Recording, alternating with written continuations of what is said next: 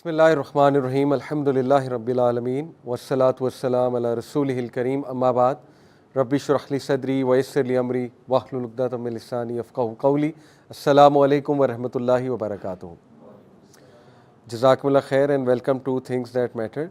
जैसे कि लास्ट फितना दज्जाल, उसका इम्पैक्ट, उसकी वजाहत, उसके इम्पैक्ट की वो हदीस में बेशुमार जगहों पे मेंशन्ड है, लेकिन just to revisit that impact, नबी सल्लल्लाहु अलैहि वसल्लम ने कहा कि हज़रत आदम की क्रिएशन से लेके क़यामत तक कोई भी फितना इतना स्ट्रॉन्ग नहीं होगा, इंसान के ऊपर इतना ज़्यादा हावी नहीं होगा जितना फितना दज्जाल। तो मर्दों के लिए औरत बहुत बड़ा फितना है, और फितना कोई गाली नहीं है, फितने का मतलब है टेस्ट और ट्रायल। देखिए, आज के दौर में हुस्न, औरत का हुस्न कितना नुमाया करके दिखाया गया, सेलिब्रिटीज़ की शक्ल में, मॉडल्स की शक्ल में, और फिर एक बहुत ही एक्सट्रीम फॉर्म में, ज़ाहिर है गलीज़ इंडस्ट्री जो पॉर्न इंडस्ट्री है। तो मर्दों को ये पता है ये कितना बड़ा उनके लिए फितना है और कितना बड़ा ट्रायल है उनके लिए, और कितना टेम्पटिंग है, कितना ज़्यादा टेम्पटिंग है। यानी कितने ही मर्द हैं कि जो इस फितने के हाथों मारे गए, यानी इस फितने ने उनका ईमान, उनकी एनर्जी, उनका नूर, ज़ाहिर है सीने के अंदर एक नूर होता है अल्लाह की तरफ से, लेकिन ज़ाहिर है कि वो नूर गुनाहों की वजह से चला जाता है। तो मर्दों को पता है मैं क्या बात कर रहा हूँ कि उनके लिए ये फितना कितना टेम्पटिंग है, औरत का जो फितना है। और इसको मज़ीद नुमाया किया गया, आज की जो फैशन इंडस्ट्री है उसने मज़ीद नुमाया किया इसको, और मूवीज़ ने इसको मज़ीद नुमाया किया, फिर वो जो इंडस्ट्री जिसका मैंने नाम लिया उसने मज़ीद नुमाया किया। इसी तरह आप देखिए कि माल का फितना कितना बड़ा फितना है। कितने लोग हैं कि जो माल की खातिर क्या नहीं कर जाते। फिर पावर का फितना कितना बड़ा फितना है, पावर की खातिर इंसान क्या क्या कर जाता है। तो ये सारे फितने एक तरफ और फितना दज्जाल एक तरफ। यानी मर्दों से अगर मैं सिर्फ बात करूं कि इमेजिन अगर आपके लिए औरत का फितना इतना टेम्पटिंग है, अगर आपसे वो कंट्रोल नहीं हो रहा है, तो दज्जाल का फितना मिलियन टाइम ज़्यादा है। क्योंकि नबी सल्लल्लाहु अलैहि वसल्लम ने कहा है कि वो उसका जो फितना होगा उस जैसा फितना हज़रत आदम की तख्लीक से लेकर क़यामत तक नहीं आया। और इतना बड़ा फितना है कि अल्लाह सुब्हानहू व तआला ने हर नबी को हुक्म दिया कि अपनी कौम को इस फितने से आगाह करो।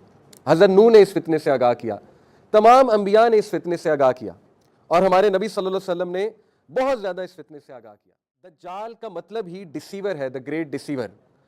और दज्जाल के दौर में हर चीज़ वो उलट हो जाएगी। नबी सल्लल्लाहु अलैहि वसल्लम ने फरमाया ना, जैसे कि उसका जन्नत दोज़ख होगा और उसका दोज़ख असल में जन्नत होगा। तो इस वक्त मॉडर्न वेस्टर्न सिविलाइजेशन जो है पर्टिकुलरली, उन्होंने जिस लाइफस्टाइल के पीछे हमें लगा दिया और जिन वैल्यूज़ के पीछे हमें लगा दिया, वो इटसेल्फ बहुत बड़ी डिसेप्शन है।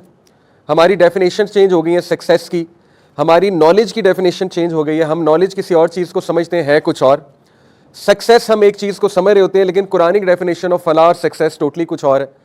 इसी तरह आप देखें कि डेमोक्रेसी, उसको डिसेप्शन के तौर पे प्रेजेंट किया गया कि फ्रीडम है, लेकिन असल में वो स्लेवरी है, मॉडर्न डेमोक्रेसी। इंसान को पता भी नहीं लगेगा, लेकिन वो इस तरह से दजल में इन्वॉल्व हो जाएगा, इस तरह इल्यूजन में इन्वॉल्व हो जाएगा, डिसेप्शन में इन्वॉल्व हो जाएगा कि वो अपने असल को भूल जाएगा, अपने मकसद को भूल जाएगा, आखिरत को भूल जाएगा।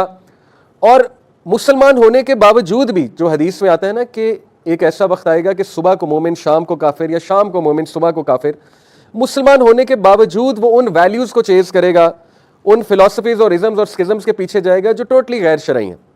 तो ये, इसमें कोई दूसरी राय नहीं है। मैंने जैसे आपको शुरू में भी कहा कि इस वक्त हमें नज़र आ रहा है कि ये जो मॉडर्न सिविलाइजेशन है, ये प्योर दज्जालिक सिविलाइजेशन है, दजल पर मबनी एक सिविलाइजेशन है, धोखे पर मबनी एक सिविलाइजेशन है। ये जितने इज़म्स और स्किज़म्स हैं जिनके पीछे हम लगते हैं और हम समझते हैं कि हम बहुत कामयाब हैं, हम समझते हैं कि हम बिल्कुल ठीक जा रहे हैं, असल में इतना बड़ा धोखा है कि खुदा ना खास्ता ऐसा ना हो कि हम इतना ज़्यादा इनके पीछे चले जाएं और जब एंड में आँख खुले तो बहुत लेट हो जाए, तब रिपेंट करना भी बहुत लेट हो जाए, और तब जब असल दीन हमारे सामने आए तो हम इनकार कर दें। तो बहरहाल अब देखिए कि ये जो वन आई का कॉन्सेप्ट है कि दज्जाल एक आंख से सिर्फ देख सकता होगा, इसको कुछ स्कॉलर्स ने, मैंने आपको बताया, मेटाफोरिकली लिया है, कुछ ने लिटरल लिया है। हमें दोनों पॉसिबिलिटीज़ को देखना है समझने के लिए। It could be metaphorical, it could be literal, और हम इसको लिटरल भी लेंगे कि यस, उसकी शक्ल सूरत वैसी ही होगी जैसे अल्लाह के नबी सल्लल्लाहु अलैहि वसल्लम ने फरमाया। लेकिन अगर मीडिया इन्फ्लुएंसर है, आज वो नौजवानों को नचा रहा है अपनी उंगलियों पे, यानी वो कोई गाना लॉन्च करता है, सब फॉलो करते हैं, दिस इज़ दजल। वो कोई एल्बम निकालता है, सारे पीछे जाते हैं, सारे परचेज करते हैं, यानी बुराई को परचेज किया जा रहा है। तो इसी से आप दज्जाल के फितने का इम्पैक्ट का जो है अंदाज़ा लगा लें कि अगर हमसे एक सिंगर नहीं रेजिस्ट हो पा रहा, हमसे एक ट्रेंड नहीं रेजिस्ट हो पा रहा, हैशटैग, हमसे जो है वो एक इन्फ्लुएंसर का कंटेंट नहीं रेजिस्ट हो पा रहा। और फिर अगर ज़ईफ़ुल एतकादी की बात की जाए तो देखें आज बहुत से लोग जिनका अकीदा खुदा न खास्ता ठीक नहीं है, वो आमिलों के पास जाते हैं, बाबों के पास जाते हैं, पीरों के पास जाते हैं, कैसी कैसी बातों पे ट्रस्ट करते हैं जाके, और अल्लाह ताला पर कितना तवक्कल कमज़ोर होता है, लिटरली पीरों को खुदा बना लेते हैं। तो देखिए वही बात है कि दज्जाल जब आएगा तो फिर वो तो सबसे बड़ा पीर होगा इन दैट सेंस, उसके हाथ में तो फिर बहुत से सॉल्यूशंस होंगे। तो समझ ये लगी कि दज्जाल से बचने के लिए अकीदा स्ट्रॉन्ग करना बहुत ज़रूरी है, अकीदा के बारे में पढ़ना। और इसमें मैं आपको एक बुक भी रिकमेंड कर देता हूँ, डॉक्टर बिलाल फिलिप्स की बुक है फंडामेंटल्स ऑफ तौहीद, बहुत अच्छी किताब है अकीदा के ऊपर, जिसमें उन्होंने मॉडर्न मसाइल को सामने रखते हुए अकीदा पर बात की। तो देखिए अकीदा से यहाँ पे मुराद है तौहीद। जितनी तौहीद स्ट्रॉन्ग होगी, जितना अल्लाह सुब्हानहू व तआला के बारे में पता होगा, इतना इंसान दज्जाल से डिसीव होने से बच जाएगा। क्योंकि नबी सल्लल्लाहु अलैहि वसल्लम ने कहा तुम्हारा रब काना नहीं है, दज्जाल काना होगा, तुम्हारा रब काना नहीं है। क्या मतलब है? इससे मुराद है कि अल्लाह सुब्हानहू व तआला में कोई डिफेक्ट नहीं हो सकता, दज्जाल डिफेक्टिव होगा, दज्जाल की आंख डिफेक्टिव होगी, दज्जाल का सिस्टम डिफेक्टिव होगा, नज़र बहुत खूबसूरत आ रहा होगा लेकिन असल में शदीद डिफेक्टिव होगा। और कौन उस डिफेक्ट को रिकग्नाइज करेगा? वही जो अल्लाह ताला को पहचानता है, वही जो अल्लाह रसूल की बात को फॉलो करता है, वही जिसका अकीदा पुख्ता है, वो पहचान लेगा उस डिफेक्ट को, क्योंकि अल्लाह सुब्हानहू व तआला में कोई डिफेक्ट नहीं है। और जो उसके माथे के दरमियान कफरा है, ऑब्वियसली उसकी जो सिविलाइजेशन होगी, जो पूरा सिस्टम होगा, वो भी कफरा पर बेस्ड होगा, कुफर पर बेस्ड होगा, कुफरिया आइडियोलॉजीज पर बेस्ड होगा। लेकिन ऑब्वियसली वो सारी ideologies, ism and schism will be disguised as something beautiful, something which give freedom. तो ये मैंने आपको एक चीज़ रिविजिट कराई है कि इतना बड़ा ये फितना है और कई लोग इसमें मुलविस हो जाएंगे, मेजॉरिटी ह्यूमैनिटी इसमें मुलविस हो जाएगी और उनको पता भी नहीं लगेगा कि वो मुलविस है। तो हमारा देखें गोल, ये बातें डिस्कस करने का मेन गोल ये है कि हमें सैल्वेशन चाहिए, हमें जन्नत चाहिए, हमें इस फितने से निजात चाहिए, हमने इस फितने से बचना है। तो इसलिए हम इसको इतनी डिटेल में जो है ना वो डिस्कस करें इंशाल्लाह। सो कुछ बातें जो रह गई थी मैं आपके सामने रखता हूँ। सबसे पहले मैंने आपसे एक बात की थी कि देखिए दज्जाल के टाइम पे सेकुलर सिस्टम ऑफ टाइम के लोग आदी हो जाएंगे, सेक्रेट सिस्टम ऑफ टाइम से निकल के secular system of time follow होगा। और मैंने आपको उसकी एक मिसाल दी थी, हमारा जो एजुकेशन सिस्टम है वो सेकुलर सिस्टम ऑफ टाइम के साथ बाउंड है। सेकुलर सिस्टम ऑफ टाइम क्या है कि एक खास एज तक ही पढ़ना है और एक खास एज में जाके शादी करानी है। इस सिस्टम के साथ हम इस बुरी तरह बाउंड हो चुके हैं कि कोई जल्दी निकाह करना भी चाहे, जल्दी शादी करना भी चाहे तो उसके लिए बहुत बहुत बहुत मुश्किल है। कोई बंदा जल्दी कमाना भी चाहे तो उसका जहन इतना बंद कर दिया गया है कि नहीं, डिग्री के बगैर तुम कमा ही नहीं सकते और डिग्री से ही कमाया जाता है। तो देखिए ये अल्लाह रसूल की लगाई हुई लिमिट्स नहीं है, ना बाउंड्रीज हैं। अल्लाह रसूल ने, अल्लाह सुब्हानहू व तआला ने, एक मर्द जब बालिग हो जाता है, एक बच्चा बालिग हो जाता है, उसकी शादी की जा सकती है। ये कोई लिमिट नहीं है कि पहले डिग्री करेगा, मैनेजर बनेगा या बहुत पैसे कमाएगा। ये तो सेकुलर सिस्टम ऑफ टाइम के साथ हमें बाउंड कर दिया गया है। औरतों की उम्रें बढ़ रही हैं, उनको बाउंड कर दिया गया सेकुलर सिस्टम के साथ, उन पे कुछ लिमिटेशंस लगा दी गई हैं। इसी तरह सेकुलर सिस्टम ऑफ टाइम आप देखिए, वो एजुकेशन सिस्टम पुराने दौर में क्या होता था, मैंने आपसे लास्ट टाइम भी डिस्कस किया था कि इजाज़त सिस्टम होता था। हमारा जो एजुकेशन सिस्टम था वो इजाज़त सिस्टम पर बेस्ड था। जो बैतुल हिकमा हमारा एक बहुत बड़ा इदारा था बगदाद में, अब्बासिड कैलिफेट के दौर में, उसमें क्या होता था कि अगर एक बच्चा बहुत ज़हीन है, इंटेलिजेंट है और वो किसी बड़ी क्लास में जाकर बैठ जाता है और इम्तिहान पास कर लेता है तो उसको उसकी डिग्री दे दी जाती थी।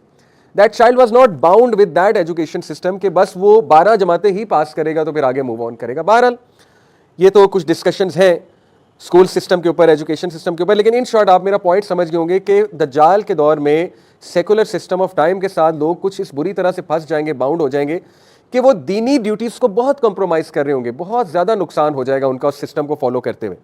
आज आप देखें लोगों का ईमान ख़तरे में है। यूनिवर्सिटीज़ का माहौल देख लीजिए, वहाँ पे तरह तरह की चीज़ें हमारे ऊपर थोपी जा रही हैं और हमसे करवाई जा रही हैं। वो ईथोज़ हम पर थोपे जा रहे हैं, हमारी ख़वातीन पे, हमारे बच्चों पे, जो सेकुलर ईथोज़ हैं, जो लिबरल ईथोज़ हैं। यानी हमारी ख़वातीन को ये बावर कराया जा रहा है कि तुम्हें नौकरी तुम्हारी ब्यूटी की वजह से मिलेगी, तुम्हारी लुक्स की वजह से मिलेगी, और उससे ये बावर कराया जा रहा है कि दिस इज़ एक्चुअली फ्रीडम। यानी you can be a receptionist, it's a good job obviously, और you can be a sales women because you are going to attract the customers through your beauty and the beauty of your voice. Obviously ये देखिए ना किस तरह का दजल, किस तरह का धोखा अनफॉर्चुनेटली इसके साथ बाउंड किया जा रहा है।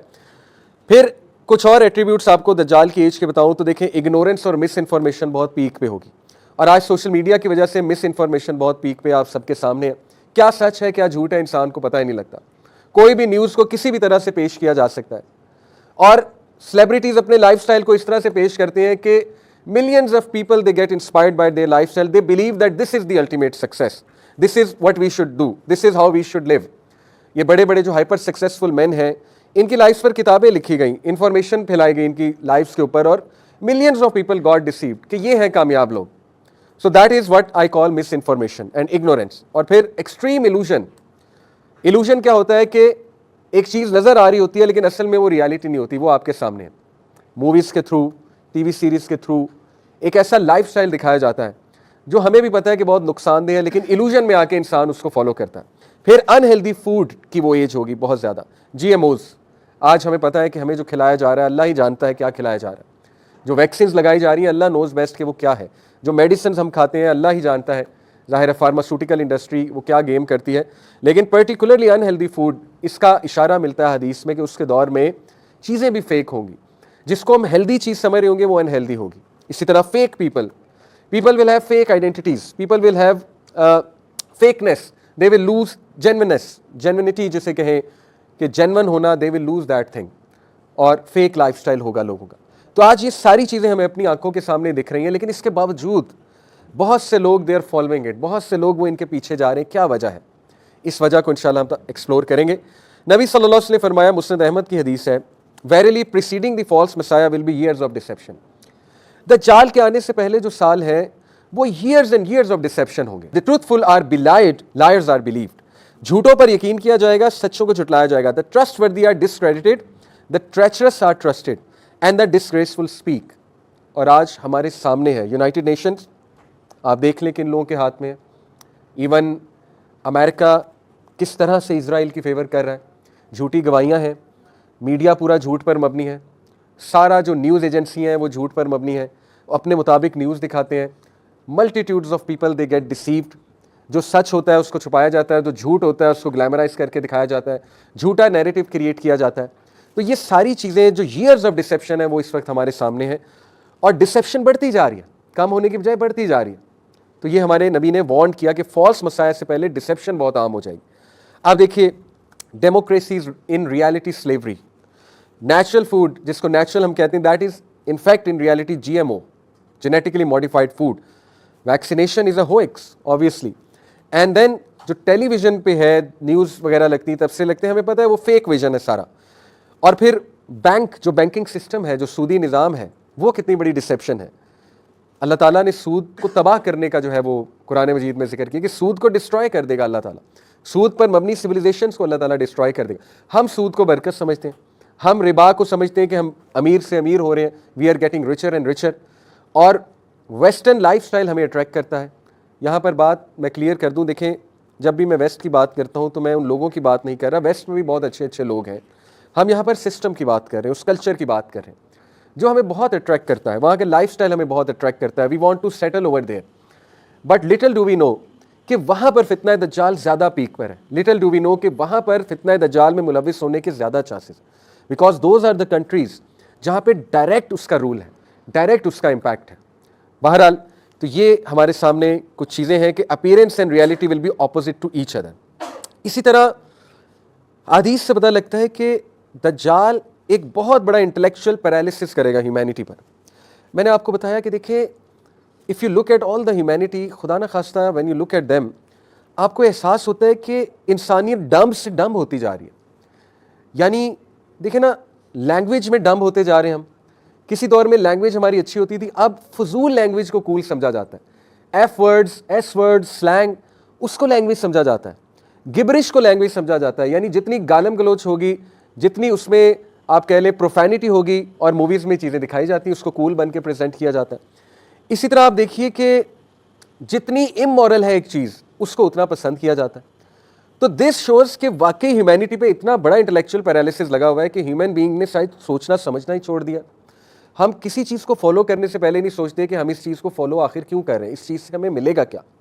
आप देखें कि लोग ऐसे ऐसे चैनल्स को फॉलो करते हैं जो चैनल्स क्लियर है कि उनकी मॉरल वैल्यूज़ भी ख़राब कर रहे हैं, और जो क्लियर है बहुत ज़्यादा कि उनकी आखिरत को भी ख़राब कर रहे हैं. आप टिकटॉक की मिसाल ले लीजिए. लोग टिकटॉक पर अकाउंट बनाते हैं और किस तरह से पैसे कमाते हैं. यानी इतनी डम हो चुकी है हमारी जनरेशन कि उनको समझ ही नहीं आ रही कि असल में सक्सेस क्या है, असल में मॉरल वैल्यूज़ क्या है. किसी दौर में आप देखें लोगों को किताबें पढ़ने का शौक़ था, आज की हमारी जनरेशन आप देख लें वो किस किस्म के शौक़ वाले हुए हैं और उनको किन चीज़ों का शौक़ है। यानी वो तबाही खुद पैसे देकर ख़रीद रहे हैं, उनको पता है ये चीज़ गलत है, उनको पता है ये चीज़ मेरे लिए ठीक नहीं है, लेकिन still they are buying it out, still they are subscribing to these things. तो ये है वो मैसिव इंटेलेक्चुअल पैरालिसिस जो ह्यूमैनिटी पर आ चुका है कि ह्यूमन बीइंग ने सोचना समझना छोड़ दिया और लोग फंसे हुए हैं, करते जा रहे हैं बस for the sake of living, they are just living कि चलने दो। ऐसा ही है, आपके सामने है द ग्रेटर इजराइल, उसका जो प्लान है उस पर उन्होंने अमल करना शुरू कर दिया है और इस प्रोजेक्ट को मक्का मदीना तक ले जाने का इरादा रखते हैं। नबी सल्लल्लाहु अलैहि वसल्लम ने फरमाया कि दज्जाल बहुत तेज़ी से ट्रैवल करेगा दुनिया में, यहाँ तक कि वो मक्का मदीना तक भी जाएगा। तो ऑब्वियस सी बात है कि जो ग्रेटर इजराइल का प्लान है इसमें पूरा मिडल ईस्ट शामिल है, हत्ता कि इसमें मक्का मदीना भी शामिल है। तो नबी सल्लल्लाहु अलैहि वसल्लम ने फरमाया कि दज्जाल जब मक्का मदीना पहुंचेगा तो वहाँ के जो गेट्स हैं, इनविजिबल गेट्स, वहाँ पे एंजल्स गार्ड कर रहे हैं, तो एंजल्स उसे वहाँ दाखिल नहीं होने देंगे अल्हम्दुलिल्लाह। यानी मक्का मदीना में जो लोग हैं वो सेफ़ हैं उस दौर में जब दज्जाल आ चुका होगा। और फिर दज्जाल पैर मारेगा वहाँ पे ज़ोर से तो एक ज़ल्ज़ला आएगा और जितने भी मुनाफिकीन हैं मक्का मदीना में वो बाहर आ जाएंगे। और हदीस में ये मेंशन है कि औरतें खुसूसन उस दौर में वो सबसे ज़्यादा दज्जाल को फॉलो करेंगी और उस दौर में उस इलाके में ख़ास तौर पे मक्का मदीना का जिक्र है, यहाँ तक कि एक शख्स अपनी औरतों को जंजीर से बांधेगा कि इसके पीछे ना जाओ, लेकिन वो फिर भी बाहर निकलेंगे, वो फिर भी जाएंगे। तो साबित हुआ कि मक्का मदीना में कुछ ऐसे लोग मौजूद होंगे जो दज्जाल जब पैर मारेगा, ज़ल्ज़ला आएगा, तो वहाँ से निकल के दज्जाल को ज्वाइन कर लेंगे। बाकी हदीस में ये भी जिक्र मिलता है कि वो जो इलाका है और मॉडर्न दौर में वो इलाका ईरान का इलाका, अस्फ़हान का जो इलाका है, वहाँ से भी दज्जाल के फॉलोअर्स आएंगे और 70,000 ज्यूज़ का जिक्र आता है कि वो दज्जाल को फॉलो करेंगे। और ये बात भी साफ ज़ाहिर है हदीस से कि दज्जाल के पैरेलल इमाम मेहदी होंगे और इमाम मेहदी जो है वो मस्जिद अक्सा में मौजूद होंगे जब दज्जाल मस्जिद अक्सा पे अटैक करने जाएगा। और उसी दौरान हज़रत ईसा अलैहिस्सलाम जो है उनका नुज़ूल होगा, अल्लाह ताला उनको वापस भेजेंगे ईसा अलैहिस्सलाम को, और फिर ईसा अलैहिस्सलाम जो है वो ज़ाहिर है उनको कहा जाएगा कि नमाज को लीड करें, लेकिन इमाम मेहदी को रिक्वेस्ट करेंगे कि नहीं आप ही लीड कीजिए। और उसके बाद हज़रत ईसा अलैहिस्सलाम दज्जाल को मारेंगे अपने नेज़े से। अल-लुद एक जगह है, वहाँ पर जिक्र आता है कि वहाँ पर मारेंगे और वहाँ पे अब एयरपोर्ट है इसराइल का, इसराइल में है वो अल-लुद जो जगह है। तो देखिए ये अहादीस आर वेरी क्लियर कि उस दौर में दज्जाल का एक्सपेंशन का प्लान होगा, दज्जाली सिविलाइजेशन को मज़ीद एक्सपैंड करने का, और इमाम मेहदी भी आ चुके होंगे। और यहाँ से ये भी बात जो है वो इसकी तरफ इशारा मिलता है जो कि एक खुशखबरी है कि उस वक्त शायद इसराइल जो है वो ख़त्म हो चुका होगा, क्योंकि इमाम मेहदी विल बी इन मस्जिद अक्सा, वहाँ पे मुसलमान होंगे। तो ये इस बात की तरफ इशारा मिलता है। लेकिन करंटली जो आखिरुज़्ज़मां की सेटिंग है उसमें हम किस तरफ इस वक्त मौजूद हैं, किस फेज़ में जा रहे हैं, वो फेज़ है जो ग्रेटर इसराइल बनाने का फेज़ है। बहरहाल डिस्करेज होने की बात नहीं है अगर हदीस में कुछ ऐसी बातें मेंशन है कि ज्यूज़ दोबारा से काबिज़ होंगे मस्जिद अक्सा पे, जेरूसलम पे, और फिर फैलाएंगे उस प्लान को। इसका हरगिज़ ये मतलब नहीं कि मुसलमान हाथ पर हाथ धरा बैठा रहे और कुछ भी ना करे। इनफैक्ट मुसलमान को डेफिनेटली उस दौर में जो भी करेगा इस सिस्टम के ख़िलाफ़, इस पर कोई आवाज़ भी बुलंद करेगा तो वो बहुत बड़ी बात है उस दौर में। तो आप लोग कभी भी डिस्करेज ना होइएगा कि ये चीज़ें तो चूँकि हदीस में मेंशन है, ये तो होनी ही होनी है, तो हमारा क्या फ़ायदा। देखें, क्या पता हमें कल मौत आ जाए, अल्लाह ना करे। और नबी सल्लल्लाहु अलैहि वसल्लम की वो जो हदीस है कि अगर तुम देखो क़यामत आ रही है फिर भी एक बीज को बो, इस उम्मीद से कि पौधा निकलेगा। आप देखिए क़यामत आ रही है, बीज बोने का क्या फ़ायदा, हदीस है। ये है पॉजिटिव थिंकिंग कि मुसलमान को हुक्म है चेंज एजेंट बनने का, रिगार्डलेस क़यामत आ रही है। तुम्हारा काम है बीज बोना, पौधा निकालना तुम्हारा काम है। तो देखिए हमने अपनी आक़िबत के लिए एफर्ट करनी है, जो होना है वो होना है, वो तो अल्लाह सुब्हानहू व तआला की मर्ज़ी है, लेकिन हमने बीज बोना है, हमने डिस्करेज नहीं होना, हमने अपनी नस्लों पे काम करना है इंशाअल्लाह ताला, हमने गिव अप नहीं करना, हमने अपनी फैमिलीज़ पे काम करना है। फितना दज्जाल से बचा जा सकता है, हमने एज अ कम्युनिटी इस पर वर्क करनी है इंशाअल्लाह ताला। तो डिस्करेज आप एक रूल करें। और एक और लेसन यहाँ से मिलता है कि फितने के दौर में आपको अपनी दीवार कंस्ट्रक्ट करनी है, उस स्ट्रॉन्ग दीवार को कंस्ट्रक्ट करें, अदरवाइज वो फितना हम पर हावी हो जाएगा।